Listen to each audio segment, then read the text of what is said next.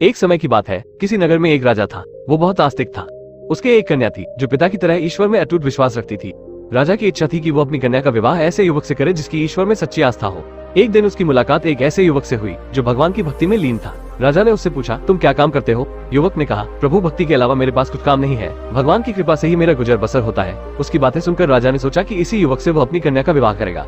उसने अपनी बेटी का विवाह उसके साथ कर दिया। विवाह के बाद राजा की बेटी अपने पति के साथ चल दी। रास्ते में वे एक जंगल में रुके और पेड़ के नीचे डेरा डाला। राजकुमारी ने देखा कि उसके पति ने पेड़ के कोटे में पानी के एक सकोरे पर रोटी का टुकड़ा रख रखा है। उसने सकोरे को उठाकर पति से पूछा, यह क्या है? युवक बोला, मैंने कल ही थोड़ी रोटी बचा ली थी ताकि आज खा सके।